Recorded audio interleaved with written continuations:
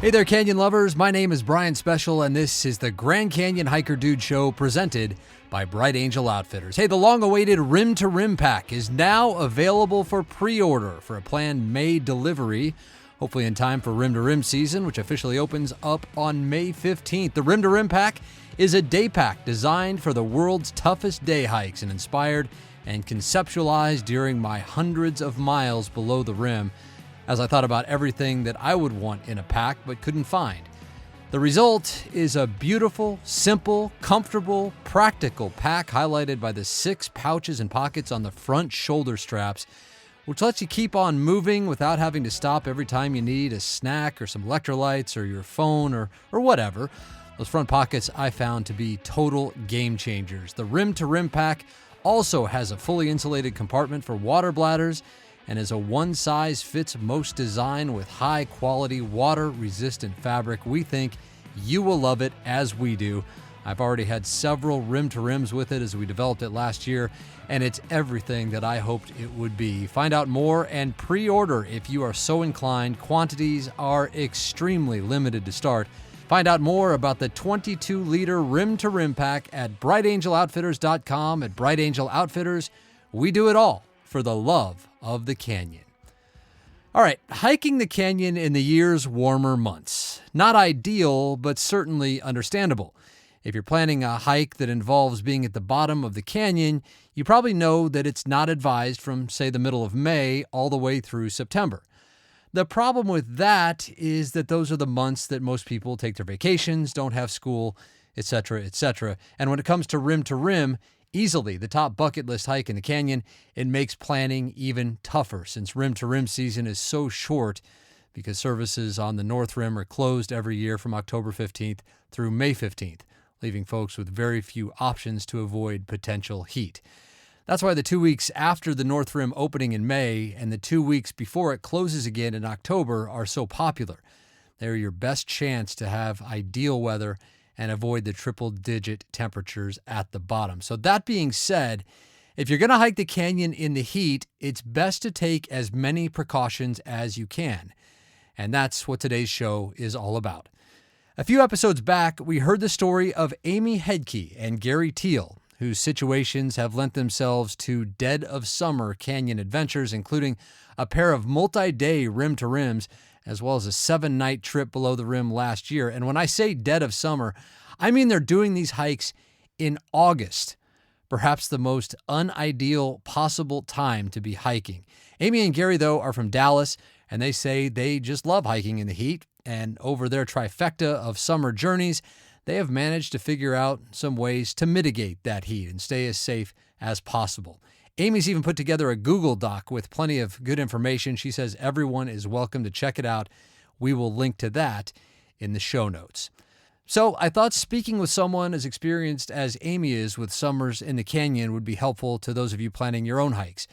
Now, if you heard her previous episode, you'll likely remember that Amy openly admits to doing little to no training for her canyon hikes.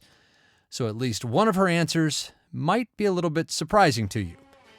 Here now is that conversation. Amy Hedtke on the Grand Canyon Hiker Dude Show presented by Bright Angel Outfitters. Okay, Amy, over the last 3 Augusts, 2021, 2022, 2023, you and your hiking partner, Gary, have taken on major Grand Canyon hikes, which is against the advice of, well, just about everyone in the Grand Canyon hiking community to be hiking the canyon in the summer. You say you like the heat. You guys have successfully made it through 3 hikes in the canyon. So I guess my first question to you is, if you had one piece of advice that you could give someone who's thinking about hiking in the warmer months, maybe doesn't have a choice and they have to hike in the warmer months because of school schedule, work schedule, vacation, whatever it is. But if you had just one piece of advice to give them about hiking in the heat in the Grand Canyon, what would it be? Exercise. The exercise really is your top survival skill if you have nothing else going for you in the canyon. This kind of hike is hard enough as it is, even when everything's going right. But, the stronger you are, the easier your body can adjust and react to adverse conditions. I can't say, that's advice that I should have followed myself, because I can't say that I'm in tip-top shape and could drag somebody off the trail if they needed the assistance. But, I also don't want to let survivor bias, enter in and say, oh, you don't need exercise to get through this.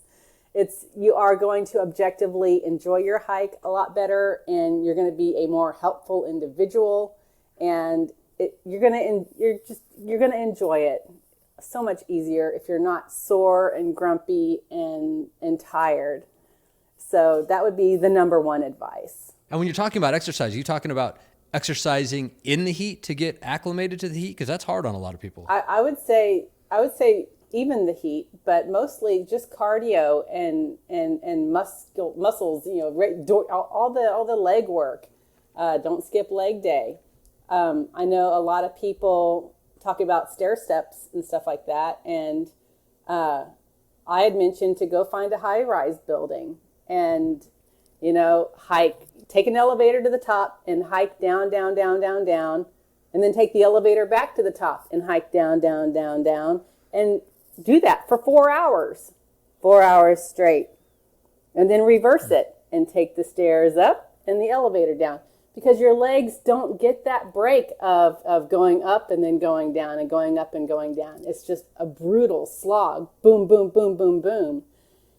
And there's a lot of little stuff like, clipping your toenails so your feet aren't getting smashed into your toe box. And, don't just, usually when you're fresh on the trail, you're going down hard and fast. And I was way more out of shape, so I was going slower anyway, but just stepping deliberately and pacing yourself on that initial down is going to help you out too. Here's what I'll say to that.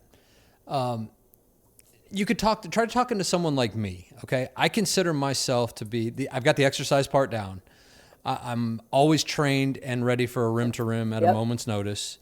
However, when it gets above, say, 75, 80 degrees, something that's the temperature that's that low, and I get in the direct sun, especially as I know you've talked about coming out of the box between Cottonwood and Phantom Ranch, and that long stretch after the box that you call the frying pan, where you're just exposed out there and the sun is just beating down on you. Even if it's 80 degrees, like I said, much less if it's, in August when you hike and it can be 110 degrees, 115 degrees with that direct sun beating on you. How do you handle the heat in a situation like that now that you have so much experience doing it? That's where you're hiking wet, drench yourself, and wear cotton. NPS tells you to wear cotton for the heat because it holds moisture longer, which in most hiking situations, that's a disaster, staying wet. But in the Grand Canyon, it's an asset. And I was really skeptical about this at first. And so a lot of people would maybe get their hat wet or just get the blue cooling towels, which are the bomb. But literally, get a long sleeve white cotton shirt and get it soaking, dripping wet, and don't squeeze it out. Don't squeeze out your cooling towel. Just, completely drench your entire torso. And don't even worry about if your shoes get wet because everything is going to dry so fast. And you're not sweating because it's so dry. And so, the first clue that you might start being dehydrated is if your clothes are dry. If your clothes are dry, get wet again. And so hiking wet is the first thing, and just stay wet. Use the creek water if in the top 3 miles of all the trails. If the water is off, or your South Kaibab, North Kaibab, there's no water spigots very high up. Get a Ziploc bag with some water in it and dip your shirt and hat and cooling towels in that water, and have that specifically for hiking wet. We had hydration packs that we filled with ice on the rim, and then you can get ice again at Phantom Ranch. Ice is great for not only injuries, but it can keep stuff in your pack cool also. The first day, 8 days in the canyon this last time around, you're taking, we didn't take a stove because we didn't need the hot meals all the time, and we were trying to keep our weight down. But you kind of run out of foods that are not just the same old. So that first night down, I usually tell people, you've got a whole bag of ice in your pack. So take something that's perishable that you won't be able to eat later on. Smoked salmon, something like that, cold cuts, whatever. So ice and then a sun umbrella. We added a sun umbrella to our kit this time around, and those things are pretty amazing. We see the rangers hiking with them, and a lot of people are like, "Oh yeah, just take an umbrella." And I'm like, it's a significant difference. We had 2 thermometers with us this last time around, and we put one outside the umbrella and up under the umbrella, and it was a 20-degree difference.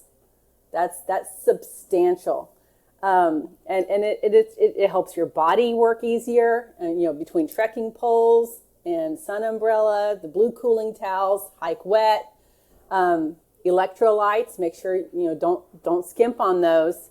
You don't want to be drinking straight electrolytes. You need to alternate to maintain that salt water balance in your body, but all of that just adds up. What do you do for electrolytes? Because I've found that using like the liquid IV, I think that's too sweet, at least for me, mixing it in drinks. And I found that I prefer to take the electrolyte tablets and capsules because it's just easier to get them right into your system. What do you guys do? What have you found that works for you when it comes to electrolytes? I don't like drinking water. I'm a Cokes chick. So for me, I just use the Walmart electrolyte flavor packets, which is probably not what anybody would recommend. I have since found some liquid electrolytes via the Keto Chow website, and that's what I would be using. But I like the flavor. Most of it's like the Nun tablets and the liquid IV. For me, none of that is sweet enough. So. And I would say the electrolytes really is just a matter of preference for people. And I think the number one factor is take whatever you like, because if you don't like drinking it, you won't drink enough. Yeah. So taste test a bunch of different ones, take whatever. Yeah, that goes for eating as well. It's not just... It does come down to eating and drinking what you like, because you can plan everything out all you want and take what you think you should take, like organic trail mix and bars and things like that. But you're not going to feel like eating, especially when you're hot, you're tired, you're getting your body all beat up. So it's got to be, you got to take things that you like to eat. If it's a Snickers bar, great. If it's Sour Patch Kids, great. As long as it's something that you will feel like consuming. Yeah, a Snickers bar in your body is better than the Cliff bar that's uneaten in your pack because you don't feel like eating it. And that's kind of like, every time you stop to get water, it's, stop and drink the water and put it in your body. And then whatever you don't drink, fill up everything else. Because the water inside your body is it doesn't work if it's in a container. Drink, and same thing with the sunscreen. That's it's like in politics. If I'm not working the polling location, it doesn't do me any good to take the sunscreen if I never put it on. So applying the sunscreen is a big deal. Protect your skin from the sun, because that sun will just dry you up like a prune, and that saps the energy and just your comfort level, and it's hard to function if you're sunburned. So sunscreen, and not just on your arms, but the back of your hands, the back of your legs, ears, the whole bit. So So protect your skin. Well, I've always found it counterintuitive that so many people say that hiking in the summertime and in the warmer months in the Grand Canyon, that they hike totally covered up. You wear a sun hoodie, a cooling hoodie, and a wide-brimmed hat, and pants, and long sleeves. So you're basically totally covered. It seems so counterintuitive to me. I haven't even actually tried doing that yet. Maybe I should. But is that what you found works for you in the summer? Absolutely. And Gary's mentioned it a couple times, take a cue from the Bedouins. They're wearing your big, loose, flowing clothing that does protect them, but it breathes. I tend to like my stretchy yoga pants, they're these athletic capris. They've got big pockets for the phone and anything else. And, but a big, loose cotton shirt, clothing that is not restrictive. And, I like the spandex. I like the spandex because it moves with your skin and with your body. It's not staying put and chafing so much. But, Body Glide, chafing cream, whatever you need, moisturizers and eye creams, whatever it is that you're used to that will help you stay comfortable on your hike. It's going to help your morale, and it's going to help just everything, every little thing, because every little discomfort on hiking in triple-digit heats is exponentially experienced and just horrible. A little blister is bad enough, but when you're pairing it with 112 degrees that you're trying to get through, and you're triple tired because of the heat, I stumbled across a Grand Canyon National Park post about Grand Canyon resting face. When you're not happy anymore and you're tired and nobody wants to hike with you anymore. It was a hilarious post, but it's true. It's true. I was looking over my notes from two years ago, and I had mentioned in my notes I was really grumpy at this point. It happens. It happens. Get in the creek and cool down and submerge your entire organs down in the water, and not just dip your toes in the water.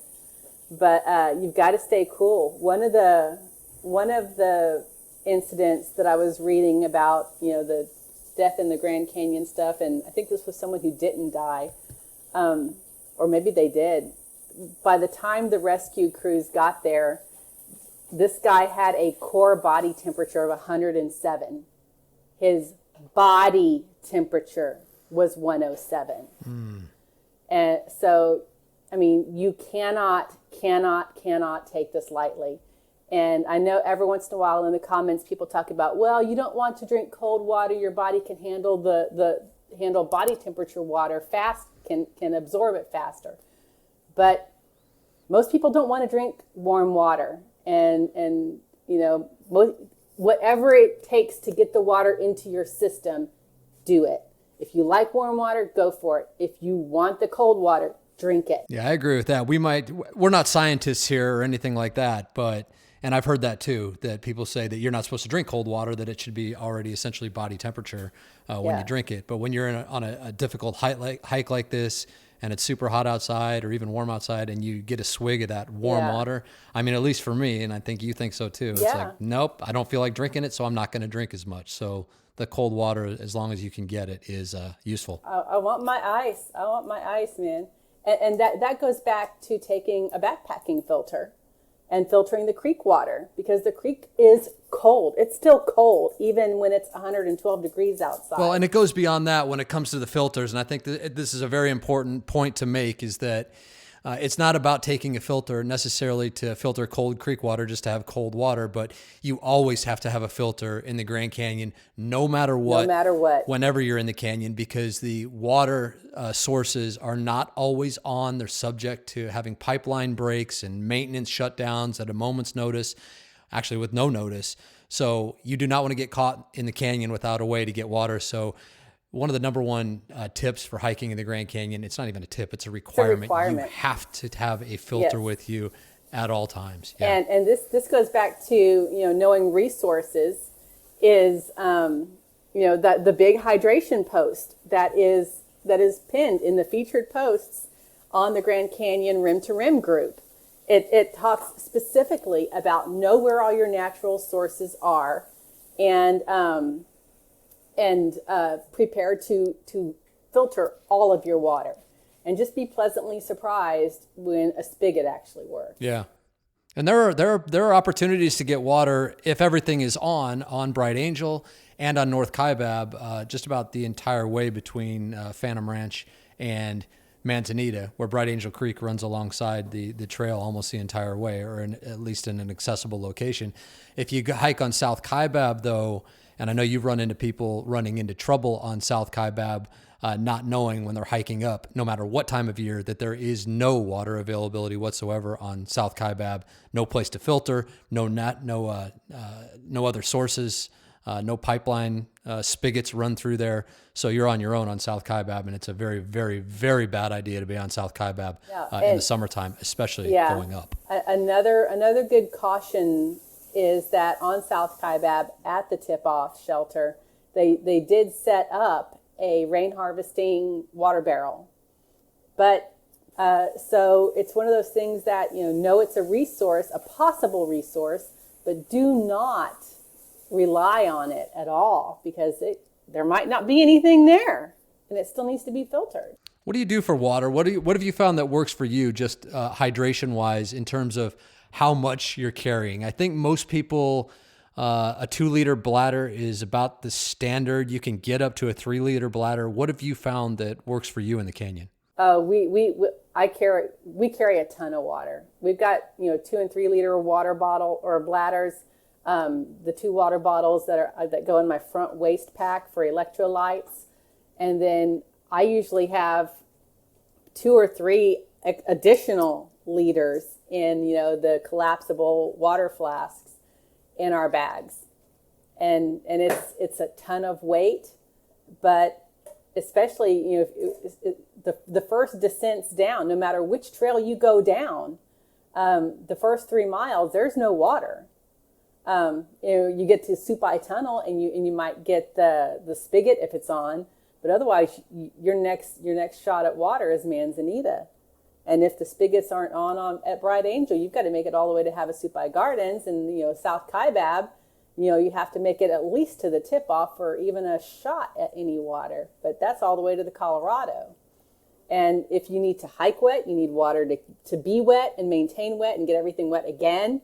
And then just the drink. And I tend to drink a lot anyway, so I always plan for more water. I think there's only been like one day in our 3 trips that we made it to our next water station, our planned water refill spot, and we were almost out of water.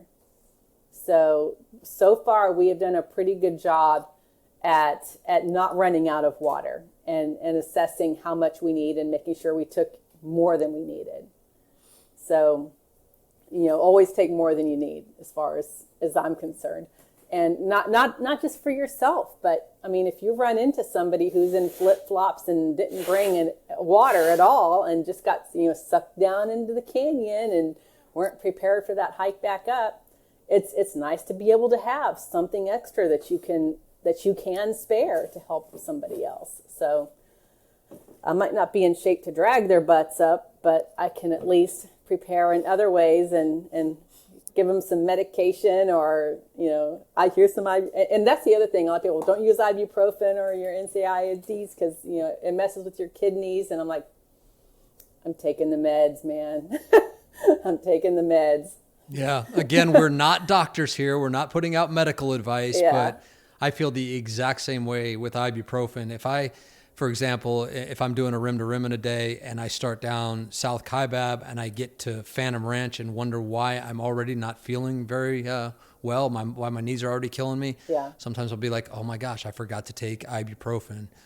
It makes a huge difference with the inflammation and soreness and joint pain. But again, we are not medical professionals, so check with your doctor. But I highly recommend it personally. Yeah. Okay, so if we're wrapping this whole thing up, you have proven that you can hike rim to rim in the Grand Canyon in August during the hottest time of the day. I don't think that's necessarily on the bucket list of very many people out there, but you've proven it can be done. And what do you think has overall, what has been the key to that? Patience, perseverance, and just being willing to read lots of different advice, advice from lots of different people, and learn from everybody else's mistakes, and just put it all together in a timeline that works for you. Know what your weaknesses are, know what your strengths are, and mitigate all the weaknesses you can, and reinforce those strengths. There's so much to see and so much to do, and you're right. Not everybody can get there during the best hiking times of the year, and even when you're there during those times, the trails can be pretty crowded. And that's one of the things that I did notice in some of these posts is, the rangers talk about ramping up for the big tourist season. So there's concerns with that. There's concerns in the summer. There's concerns in the winter. I mean, I would freak out trying to hike on icy trails, and being cold. I'd rather be hot and miserable than cold and miserable. So it's just a matter of whatever you can handle, hike your own hike thing. Those of us that live in Texas versus those that live in Minnesota or Canada are there for different reasons. So I do want to point out this other thing though. Not just the hike wet and the trekking poles and the exercise and your wide brimmed hats and the umbrellas, but if you're camping, we took a little USB neck fan, and that was really helpful just in trying to get to sleep at night, because a lot of people think that they'll get down there and set up their tent and the sun will go down and things will cool down. It doesn't work like that at all, and that really surprises a lot of people. So if you're going to camp, get a good sleeping pad, and be prepared for the heat. Heat wave number 2 that happens when the sun goes down and the canyon walls release all that heat that they've been storing up. So be prepared. Know all these things and just research and write it all down. That's one of the things that, even now, I keep thinking, oh yeah, I wanted to add this other thing to these notes, because there's so many little things that just add up to either make or break it. And, like I said, just as one little thing can exponentially impact how you proceed, one mitigation can exponentially help and relieve a lot of things. So it all adds up. That was Amy Hedtke. We are grateful for her time and her hard-earned wisdom. Thank you so much, Amy. Earlier I'd mentioned the last 2 weeks in May and the first 2 of October is the most ideal in the limited rim-to-rim window, but I just have to say, I can tell you as someone who lives here in Arizona and takes short hikes in the heat almost daily, even those weeks can get too hot for my liking. There are some years here in Phoenix where temps on Halloween can be in the mid-90s. And you know what they say, Phoenix temperatures are very similar to those at Phantom Ranch. That's why my personal preference for rim to rim is the very end of October all the way through November. That's when you're all but guaranteed the lingering heat will finally be gone. And I found conditions to be close to perfect. Even though services on the north side are shut down during that time, the gate to the north rim does remain open until December 1st, unless snow forces it to close earlier. And the Trans-Canyon Shuttle does run well into November, so rim-to-rims are still possible after the North Rim closes, perhaps just a little bit tougher logistically, since the only place to stay near the North Rim is 45 miles away at the Jacob Lake Inn. So tougher, but still doable. If you are planning a hike in the warmer months, like we've been saying, totally understandable, totally doable, and we've got something else that can really help you out. This is really what our Grand Canyon Shade Tracker is made for. I promise you, this is one of the coolest tools you will ever use. It's totally free. You can find it at our website, brightangeloutfitters.com, or at gcshadetracker.com if you prefer. What it lets you do is enter your route, like, say, rim to rim, or even a landmark, like the Box or Devil's Corkscrew. And then you'll enter the date of your hike. And just like that, you will be able to see exactly where the shade will be on your hike, right down to the minute. I mean, minute by minute. It's incredible. Last year, I was doing a rim to rim from north to south, and I wanted to avoid the heat and exposure that you get from Manzanita all the way through the Box, all the way to Phantom Ranch. So I was able to use the tracker to see when that section would start to be shaded in, like at what time in the afternoon. And then I timed my departure down North Kaibab so that I would have shade all the way to Phantom Ranch. It's truly incredible, and we hope it helps keep everyone safe. Again, you can find the Shade Tracker at brightangeloutfitters.com or at gcshadetracker.com. At Bright Angel Outfitters, we do it all for the love of the canyon, which includes helping you have your best possible experience below the rim in any way that we can.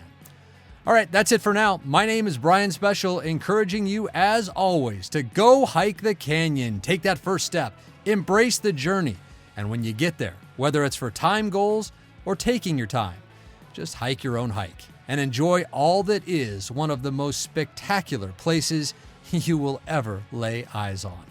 We'll see you next time on the Grand Canyon Hiker Dude Show, presented by Bright Angel Outfitters.